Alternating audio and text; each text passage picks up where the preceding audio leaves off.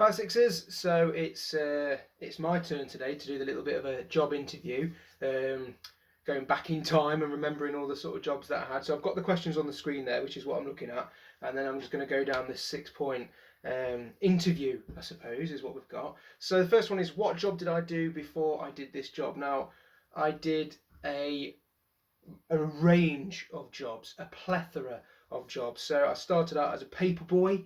I then went and moved into working for like a coffee and sandwich place at the train station. That was when I was still sort of when I did my A levels. And then I've worked at a petrol station. I've worked working for a place called Bombardier, which does makes trains. I didn't actually make the trains. I took care of the inside of the trains. I was a teaching assistant as well at the time. I've done so many jobs I can't actually remember them. I used to work at, I don't know if you've heard of a hotel called Morley Hayes. It's a bit of a golf hotel as well, and I worked in the actual hotel. I was like a porter, so I had to like take all the food that people eat, food service, room service that they've got. I had to go and take them there as well. There's loads of Derby County football players that used to live there. I think I don't even know why they were there. I don't know why they didn't have a house in Derby. But yeah, so they used to live there for the periods of time. So I did quite a few different sorts of jobs. So I'm going to talk about my favourite one really, which was the one. Well, I say favourite one. It's one that stuck with me because it was my first real job after being a paper boy, and that was working for the coffee company in the train station. That was for a place called for a company called Upper Crust. I think it's a Costa Coffee now. I think that maybe this sold up. So yeah, so it was Upper Crust that I worked for. So I took this job on when I was 16 years old, and I worked there for a couple of years while I did my A levels. And I usually worked after school until about 9:30 at night, and then I did a weekend shift as well. And I had quite a few responsibilities really. I wasn't ever sort of a supervisor or anything like that. I was always just your normal guy behind the counter. But I had to make coffees, make lots of different types of coffees. Well, lots of types of hot drinks really. But then I also had to make some of the sandwiches and the baguettes and stuff that we sold there. I had to keep things really clean. I had to, but when I turned 18, I was then allowed to serve behind the bar, so I had to learn how to then pour pints behind the bar as well.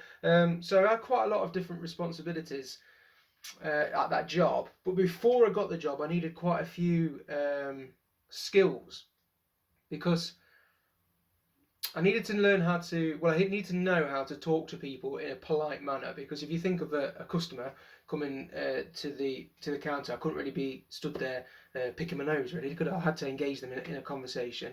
I had to know how to be polite with them as well. I also needed to do sort of quick maths in my head because I was dealing with money quite a lot of the time. Um, so whilst I was doing something, I was adding it up in my head, and then I'd sort of put it on the till. Now the till did all the sort of maths work for me anyway, but I had to double check inside my head to make sure I was pressing the right things on the till.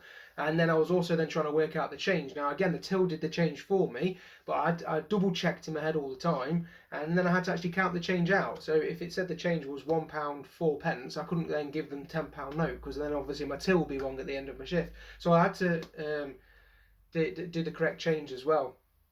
And what other skills did I have before I went did the job? Being on time, I think, was a main one because if your shift started at a particular time, all your team are waiting for you to be there. Now, usually the way we did it, there was somebody on shift, and let's say that their shift ended at let's say 3 o'clock, and my shift would start at 3 o'clock. Well, if I didn't turn up on time, that person wasn't allowed to go home because they couldn't just leave the till there, otherwise everybody will start pinching all the coffees. So that person was waiting for me to turn up on time. But then all the sort of team members as well that I was with, the people in the kitchens, my manager, the guy who I had with me serving as well, they're all sort of waiting for me to do my job and to sort of pull my weight as well in the team. So being on time is a huge skill that some people don't have, believe it or not.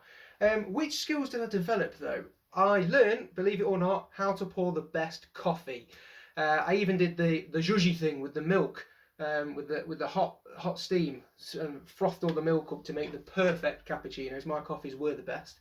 I also had to make the sandwiches as well. So, I mean, you think, oh, that's easy making a sandwich, but it had to be to like a certain specification, because this company I was working for, they didn't want this horrible grubby sandwich going out for sale, or they didn't want this like ham sandwich with one little piece of ham. So I had to sort of follow what they called a specification, and it told me exactly how much to put on, exactly how to mix something, if it was like a herb mix or something that we're putting on, something like that.